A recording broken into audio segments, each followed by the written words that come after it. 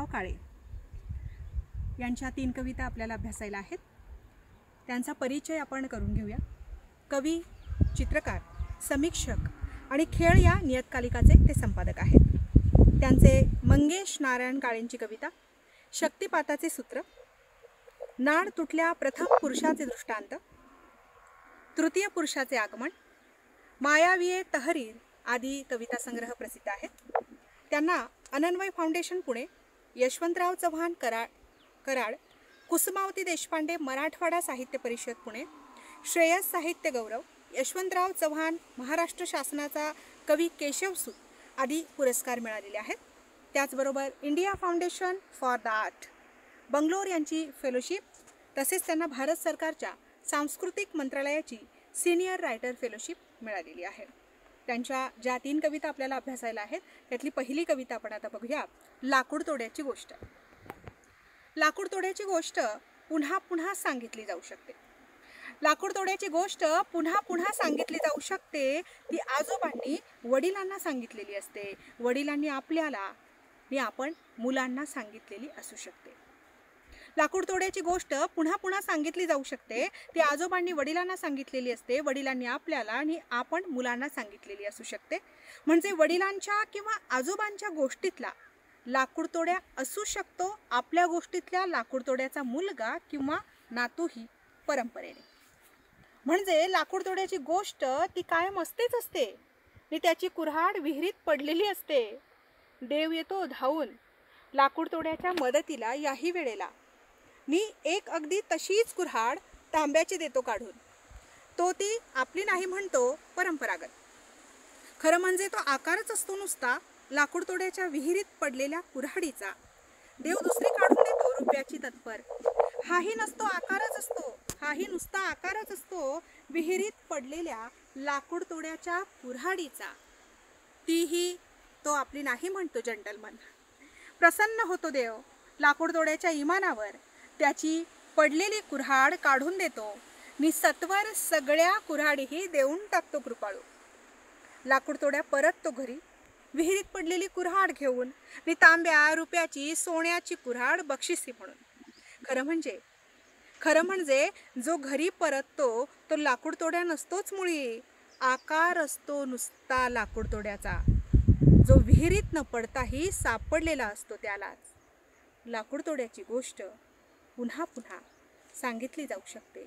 लाकूड तोड्याची गोष्ट पुन्हा पुन्हा सांगितली जाऊ शकते. मंगेश काळे यांची दुसरी कविता आपल्याला अभ्यासायला आहे. तिचं शीर्षक आहे पाणी. पाणी हा एक असा शब्द आहे जो काढता येतो. पाणी हा एक असा शब्द आहे जो काढता येतो विहिरीतून, समुद्रातून, नदी, नाला, तलाव किंवा फार फार तर घरातल्या माठातून सुद्धा. म्हणजे किती सहज होतं पाणी हा शब्द लिहिणं. म्हणजे थेट नळाला लावला तांब्या तरी यायचं भरून क्षणार्धात पाणी हा शब्द. म्हणजे विहिरीत सोडलेला दोर हातभर किंवा परतताना शेतातून घेता येत होतं. नदीवर पाणी भरून कळशीत अगदी सहज. म्हणजे खळाळ वाहत राहायचा पाणी हा शब्द. कुठेही, कधीही, केव्हाही विनासायास. नव्हतंच काही अवघड पाण्यात लपलेलं. नव्हती मैलोन मैल भटकंती, नव्हता खडखडाट विहिरीच्या तळाशी रिकाम्या बादलीचा. नव्हती सुकली नाळ नळाची दूरवर पसरलेली. उडून गेलाय पाणी हा शब्द गावातून. उडून गेलाय पाणी हा शब्द गावातून, नदीतून, विहिरीतून, थेट माठातून सुद्धा. गहाळ झालंय अद्याक्षर पाण्याचं. नि लिहिताच येत नाहीये कुणालाच या सेंचुरीत. नि लिहिताच येत नाहीये कुणाला या सेंचुरीत. अशी ही अंतर्मुख करणारी, विचार करायला लावणारी पाणी ही कविता. मंगेश काळे यांची तिसरी कविता जी आहे आपल्याला अभ्यासायला आहे ती आहे आत्महत्या. खूप अंतर्मुख करणारं लिहितात मंगेश काळे. त्यातलीच ही एक कविता. आत्महत्या हा शब्द कुणीही लिहू शकतो. आत्महत्या हा शब्द कुणीही लिहू शकतो. म्हणजे ज्याला गिरवता येतं पहिलं अक्षर किंवा निरक्षर साक्षात ठसा अंगठ्याचा.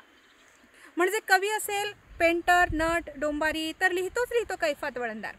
म्हणजे कवी असेल पेंटर, नट, डोंबारी तर लिहितोच लिहितो कैफात वळणदार. म्हणजे नर असेल किंवा मादी किंवा तृतीयपंथी सुद्धा, म्हणजे कुणीही लिहू शकतो.